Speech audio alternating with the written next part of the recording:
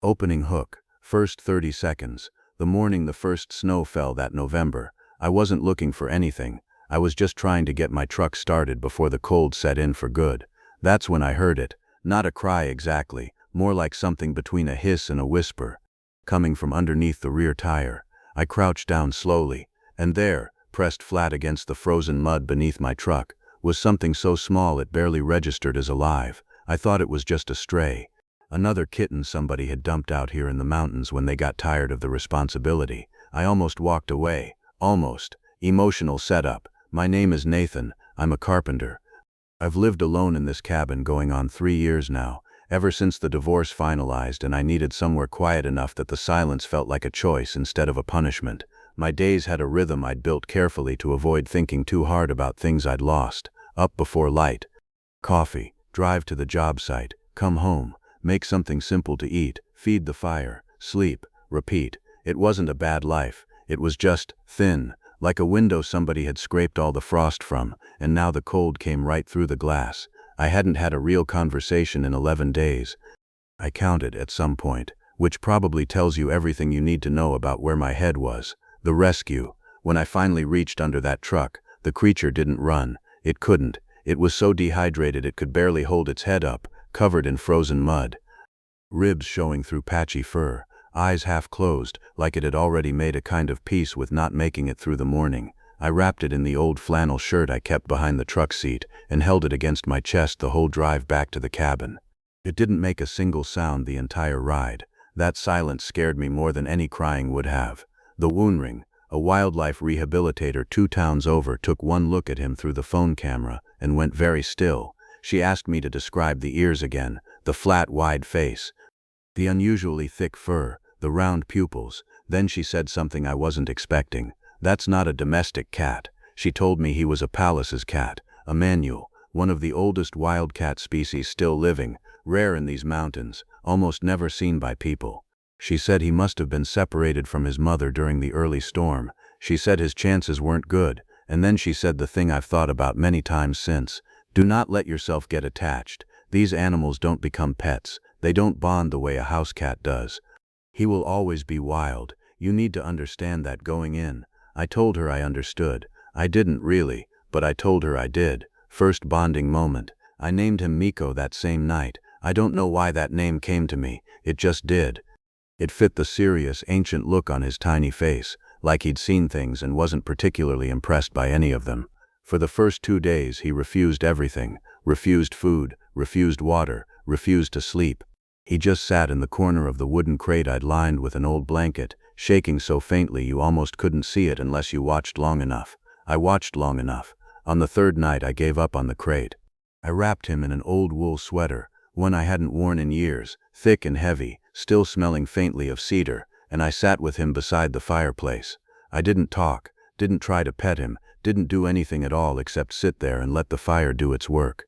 Around midnight, I felt it. The shaking stopped. Slowly, so slowly it almost didn't happen. Miko lowered his head against my chest and closed his eyes. I didn't move for 2 hours, afraid if I shifted even slightly, that moment would end and I'd never get it back. Raising the wild. The weeks that followed were unlike anything I'd expected. Miko recovered faster than anyone thought he would, ate well, gained weight. His fur thickened back to something extraordinary, dense and silver gray, with that flat, wise face watching everything from a distance, like a small professor who had decided to tolerate your presence on a trial basis. He followed me everywhere, into the workshop, under the truck, across the yard in 6 inches of snow, tiny paw prints trailing behind my boot prints like punctuation marks. He slept on top of the cabinet where he could watch the whole room. He ambushed my bootlaces 30-40 times a day and acted deeply offended if I didn't react properly.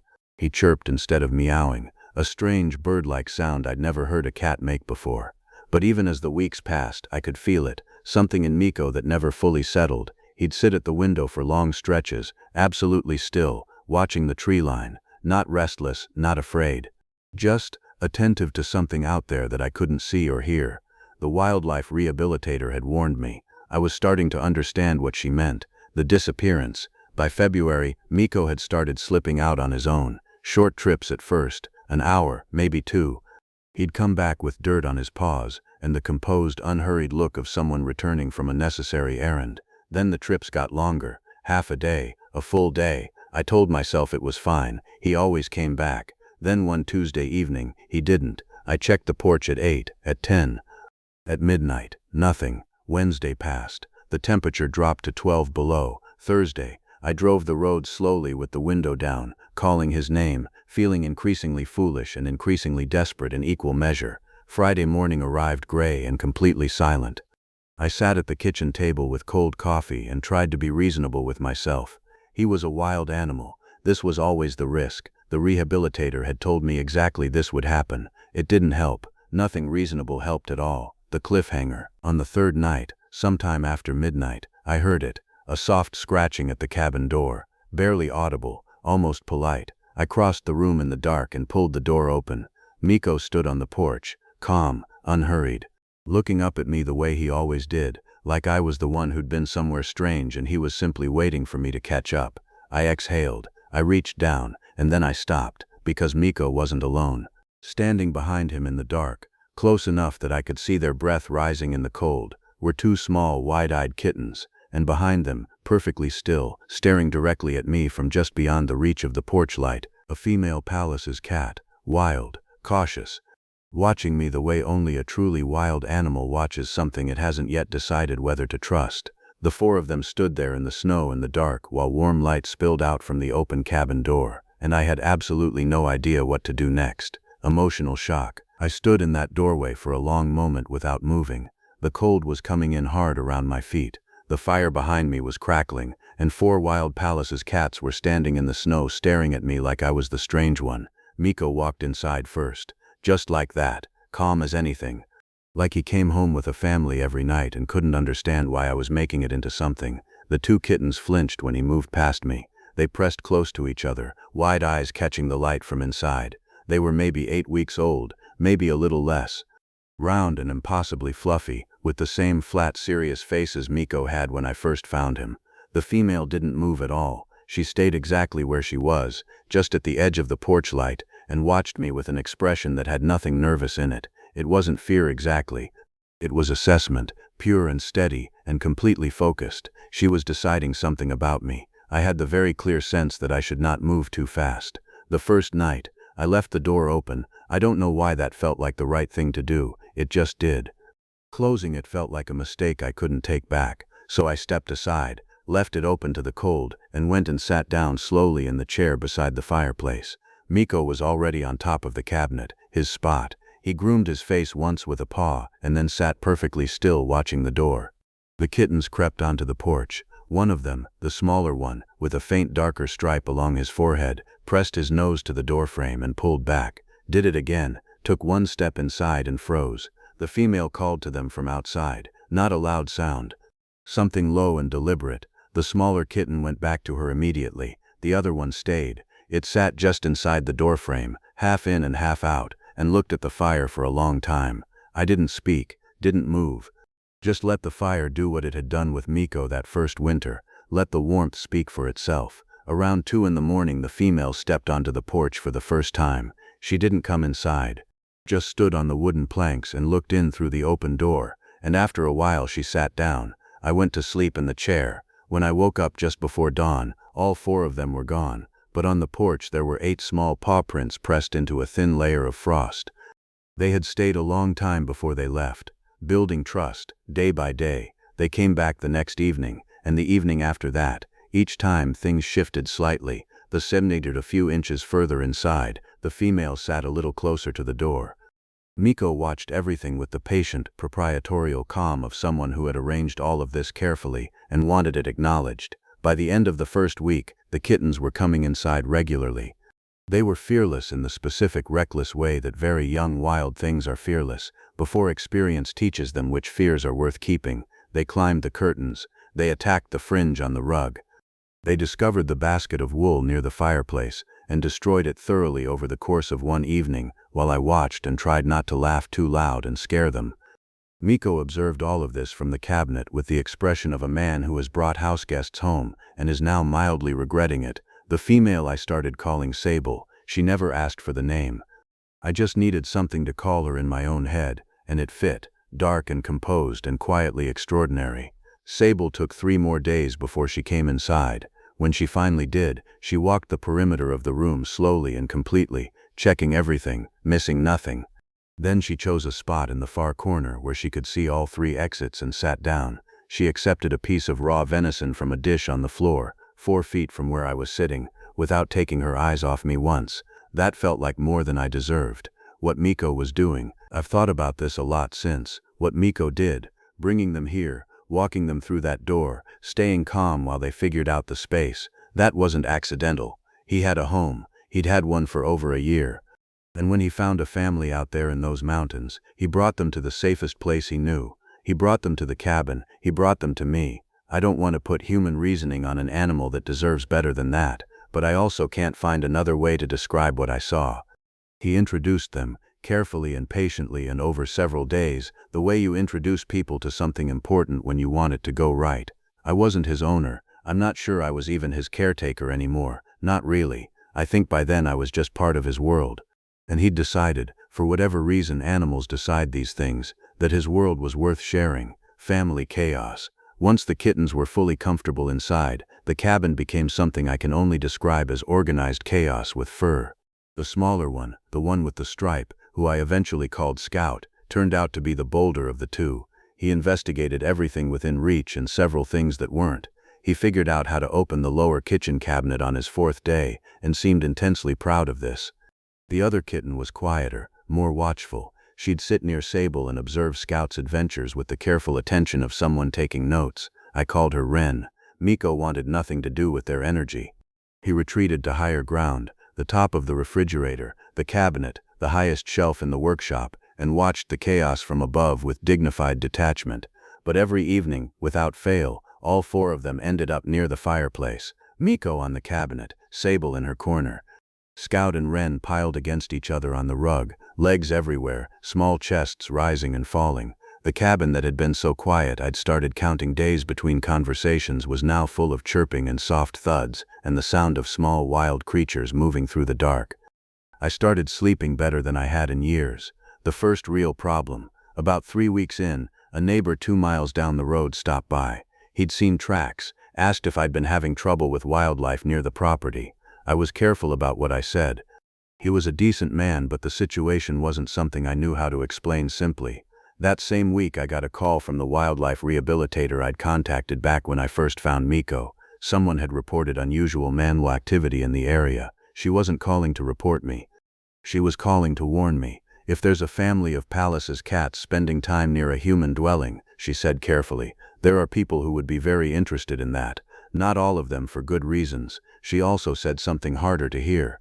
Those kittens can't grow up dependent on humans, Nathan. If they lose their wildness, they lose everything. You know that. I did know that. I just hadn't wanted to think about what it meant yet. The storm. The brutal cold came in the 2nd week of March without much warning.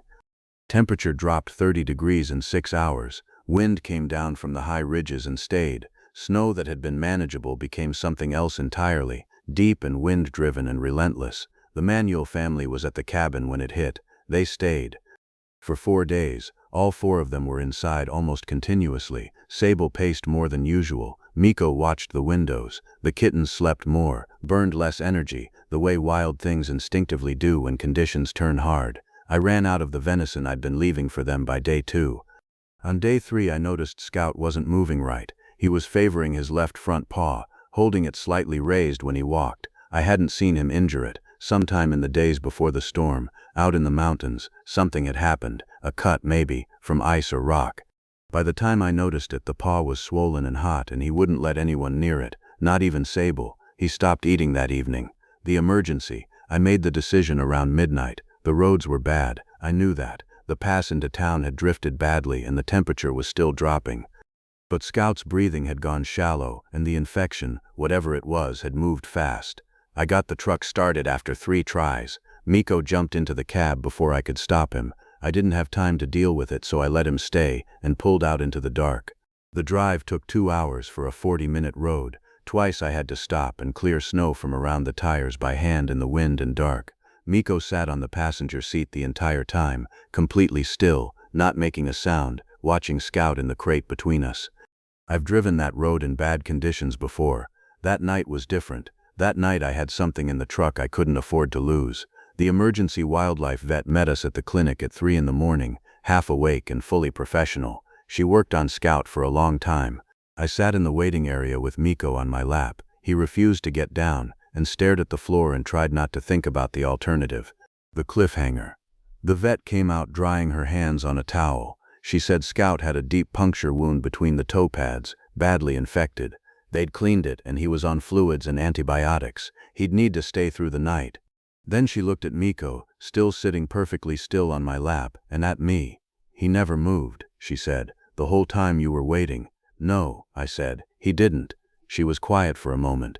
"You know," she said, "in all my years doing this work, I've seen a lot of wild animals that people thought they had a connection with." She paused. "This is different." Then she said the thing I've carried with me since.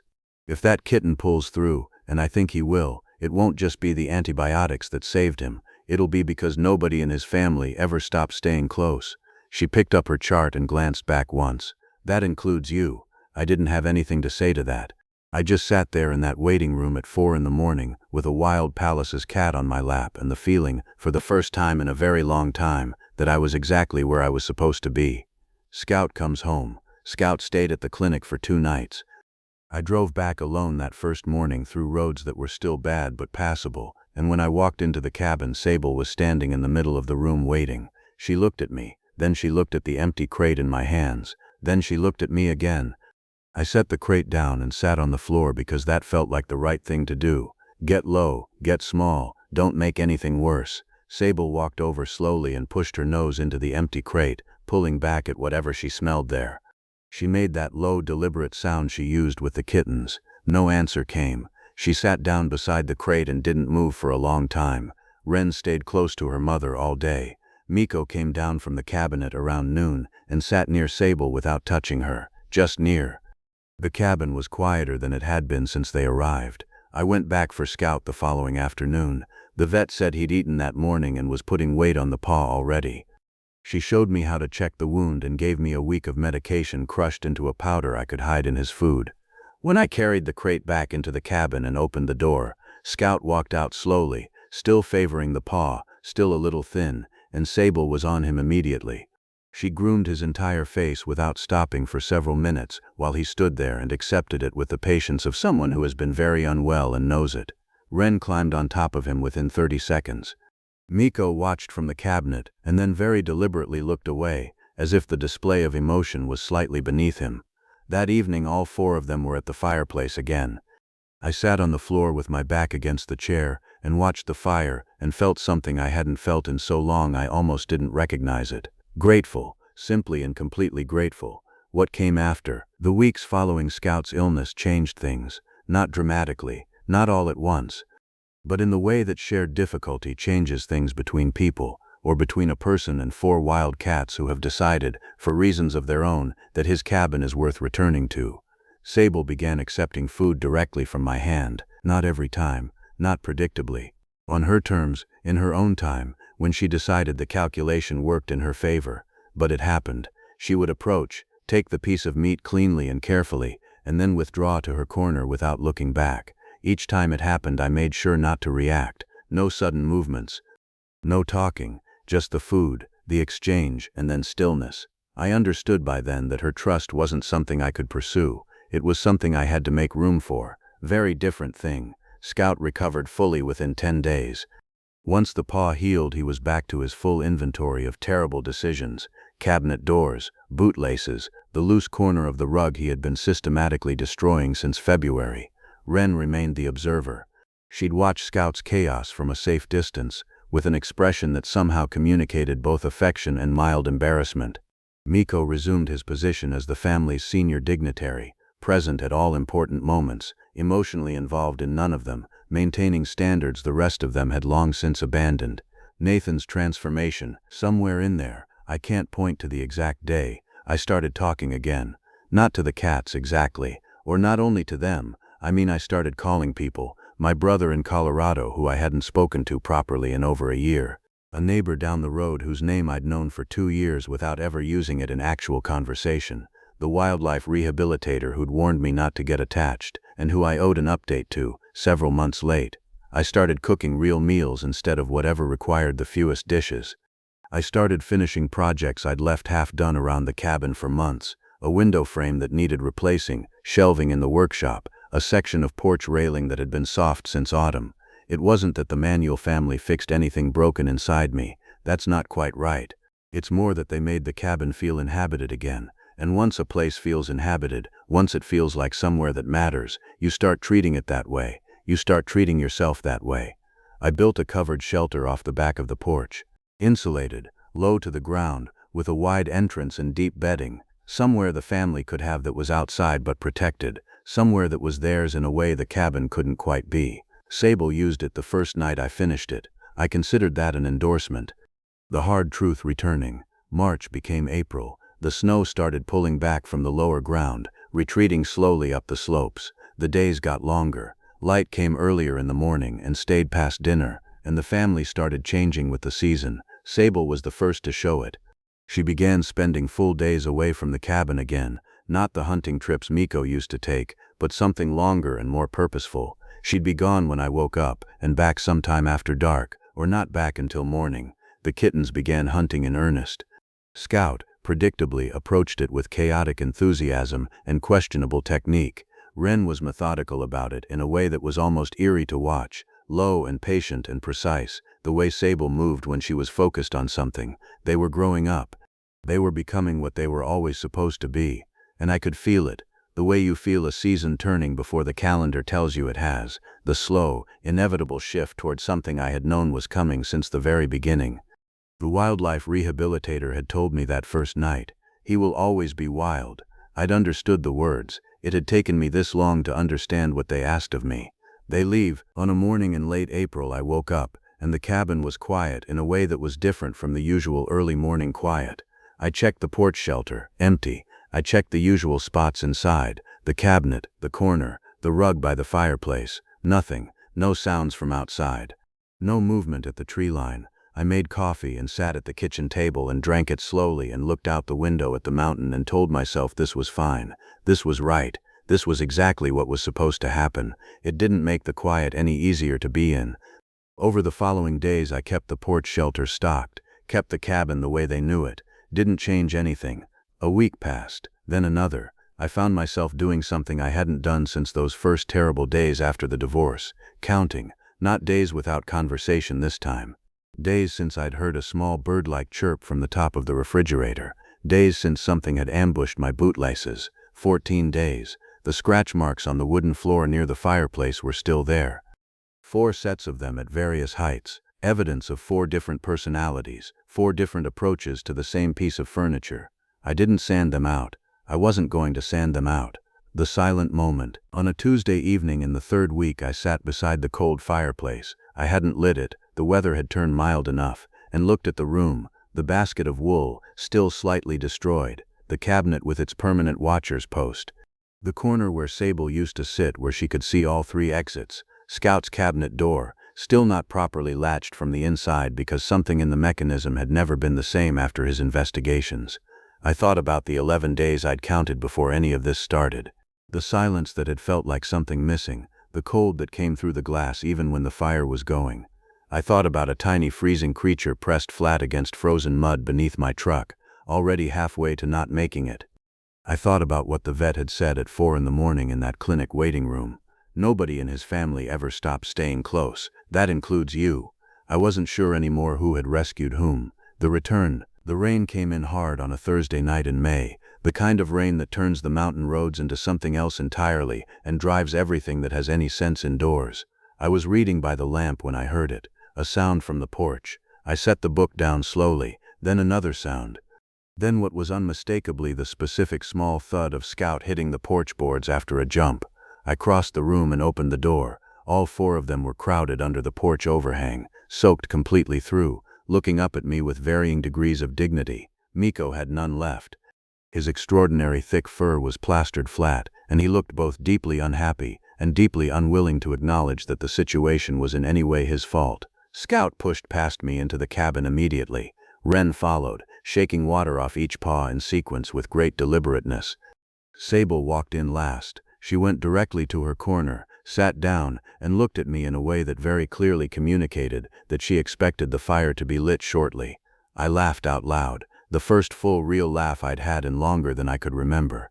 Loud enough that Miko turned and looked at me from the cabinet with an expression that suggested he found the reaction excessive. I lit the fire. The new life. That was when I understood what this actually was. They hadn't left. They hadn't chosen the wilderness over the cabin. They had done what Pallas's cats apparently do, moved between territories, followed the season, gone where they needed to go, and then come back. The cabin was part of their range now. I was part of their range, not an owner, not a caretaker exactly, something harder to name, a fixed point. A place that was safe and warm and known, in a world that was frequently none of those things. Over the following weeks the pattern became clear. They'd disappear for 4 or 5, 6 days at a stretch, sometimes longer, then return for an evening, or several days, or a week. Each return was different. Sometimes they were all together. Sometimes Miko appeared alone and spent 2 days sleeping on the cabinet before vanishing again. Once Scout came back by himself with a confidence in his movements that hadn't been there before. Something had happened out in those mountains that had changed him, and whatever it was had clearly gone in his favor. Wren was becoming something remarkable.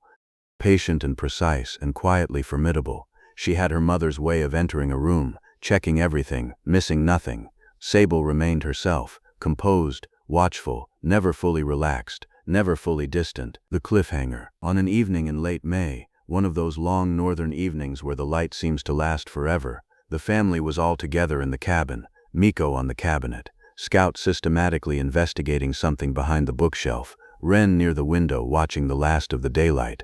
Sable was in her corner. I was on the floor with my back against the chair, the way I'd taken to sitting when they were all here, low and still and just present. Sable got up from her corner. She crossed the room slowly. She stopped in front of me. I didn't move.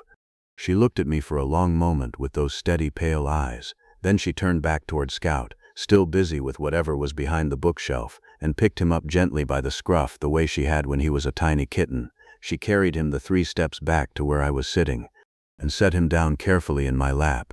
Then she went back to her corner, turned around twice, and lay down. And that was that. I sat there completely still with Scout warm and drowsy in my lap, and the fire going, and the long light fading outside, and I understood that something had just happened that I would never be able to fully explain to anyone who hadn't been in that room. She hadn't made me his owner. She hadn't made me anything with a name. She had just decided, finally and completely, that I was safe. And in that moment that was the most important thing anyone had ever decided about me. The morning after, I woke up the next morning on the floor beside the fireplace. I don't remember moving from the chair. At some point in the night I must have stretched out on the rug and just stayed there. The fire had burned down to quiet orange coals. Miko was on the cabinet. Sable was in her corner. Scout was asleep on my chest. Wren was curled against my left side, her back pressed against my ribs, rising and falling with my breathing like we'd been doing this for years. I lay there for a long time without moving. Outside the window the sky was doing that thing it does in late May in the mountains, pale gold and completely still, the kind of morning that feels like the world is holding its breath before something good. I thought about the November morning I'd crouched down beside that truck tire. 17 months ago, I had been a man who counted days between conversations, a man who kept the fire going mostly out of habit, a man who had gotten very good at being alone and mistaken that for being fine. 17 months. I looked up at the ceiling of the cabin and listened to Scout's small, steady breathing on my chest and thought, not for the first time, but more clearly than ever before, I didn't rescue him. He rescued me. What healing actually looks like. People talk about healing like it's a moment, like there's a day when something shifts and you cross from one side of something to the other and the hard part is finished. That's not what happened to me. What happened to me was slower and quieter and had a lot more fur in it than I would have predicted. It was Scout destroying the wool basket on a Tuesday evening while I was trying to read and making me laugh so hard I had to put the book down. It was Wren sitting beside me on the porch on summer mornings, watching the mountain with that careful, focused attention of hers, both of us quiet, both of us simply present. It was Miko, dignified, self-contained, emotionally unavailable Miko, choosing on exactly 3 occasions over 17 months to sit in my lap, each time unannounced, each time brief, each time somehow feeling like the highest possible compliment. It was Sable accepting food from my hand on a cold morning in February, and then again the next morning, and then making it a thing that just happened between us without either of us making anything of it. It was driving back from the clinic at 4 in the morning through a snowstorm, with a wild Pallas's cat sitting still on the passenger seat, watching over something small and sick between us, both of us in it together. Healing looked like all of that. It looked like learning to be in a room without needing the room to be quiet. It looked like remembering that presence is something you can offer to another living thing, and that offering it is enough. The seasons pass. Summer came to the mountain fully that year. The family spent more time in the high country during the warm months. Their visits became shorter, further apart. Sometimes 2 weeks would pass. Once, nearly 3. I didn't count anymore. I kept the shelter stocked, kept the cabin the way they knew it. And when they came back, which they always did, I lit the fire and sat on the floor and let them re-enter their space on their own terms. The kittens weren't kittens anymore. Scout had his father's flat, serious face, but none of his father's composure. He remained chaotic and bold and deeply interested in the world, approaching everything new with the same headlong confidence that had gotten his paw infected in a snowstorm and gotten him carried through a blizzard at midnight to a wildlife clinic. Wren had grown into something quietly astonishing. She moved like Sable now, economical, precise, missing nothing. She'd taken to sitting in the window in the evenings and watching the mountain the way Miko used to, carrying whatever private knowledge wild things carry about the world beyond the glass. Miko himself had gone calmer with age, still dignified, still the senior presence in any room.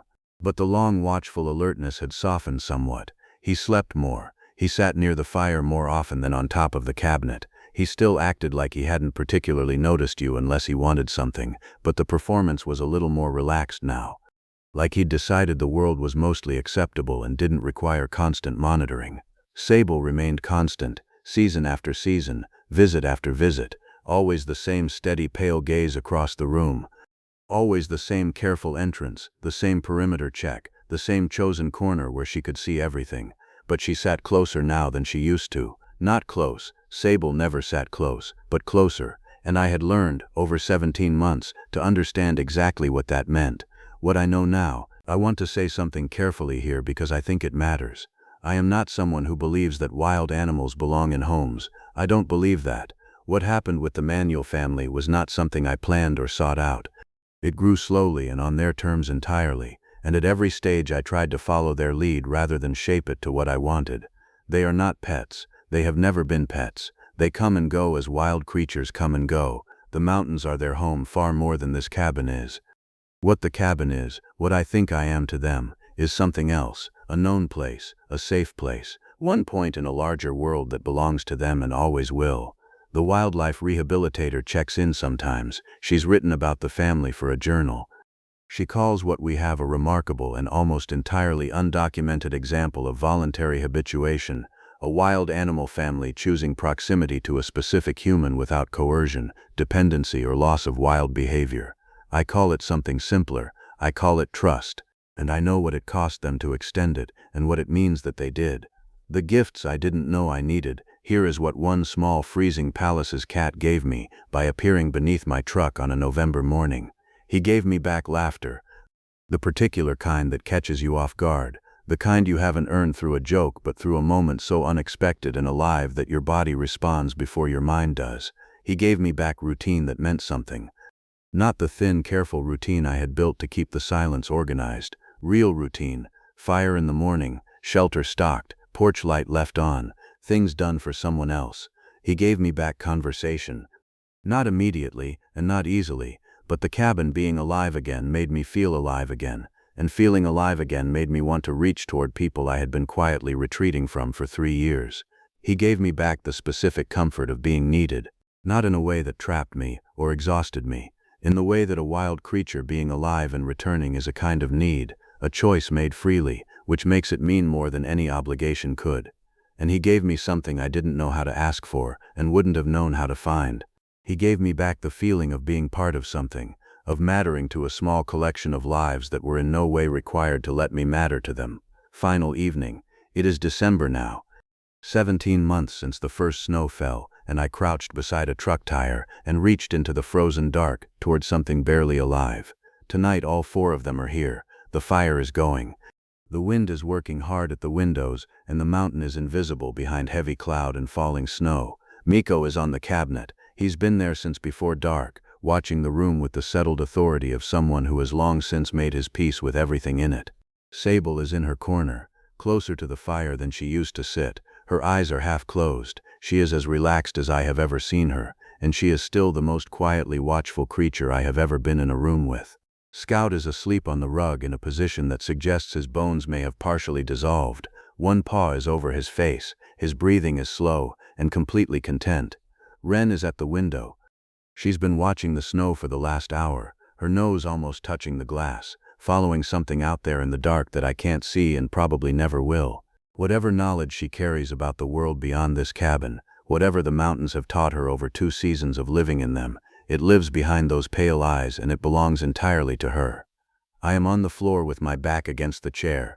The room smells like wood smoke and pine, and the particular wild scent that 4 Pallas' cats leave in a space after they've been in it long enough to feel at home. The fire crackles. The wind pushes at the glass. Scout makes a small sound in his sleep, one of those involuntary sounds that animals make when they are dreaming of something fast and good. And the room is full, not loud, not busy, just full, in the way that a room is full when the right things are in it. When the space is being used by lives that belong there. I think about the man who used to sit in this chair counting days. I think about the cold that came through the glass. I think about a wool sweater pulled from the back of a closet, and a fire built up late on a desperate night, and something so small and so damaged choosing, eventually, to close its eyes and rest. I don't know what the coming year will bring. The family will go and come back and go again. The seasons will turn. The mountain will be what the mountain always is, indifferent and enormous and beautiful and completely unaware of the small warm light in one cabin at its base. But tonight we are all here, wild creatures, still untamed, still fully themselves. And somehow, through trust built slowly across 17 months of cold mornings and quiet evenings and one terrifying drive through a blizzard, bound together by something that doesn't need a name to be real. Final line. I thought I rescued one starving wild kitten that winter. But what actually happened, what I understand now that I couldn't have understood then, is that he came back, again and again and again. He came back in November with frost on his fur and barely a heartbeat left. He came back in January with a family I didn't know he had. He came back in March through a blizzard at midnight because something small and sick needed to get somewhere safe. He came back in May in the rain, soaked and undignified and entirely himself. And every time he came back he brought something with him, not just the family, something harder to name. The particular thing that happens to a life when another life decides, freely, without obligation, on its own terms, that you are worth returning to. I didn't rescue Mikko. Mikko rescued me. He just took 17 months to finish the job.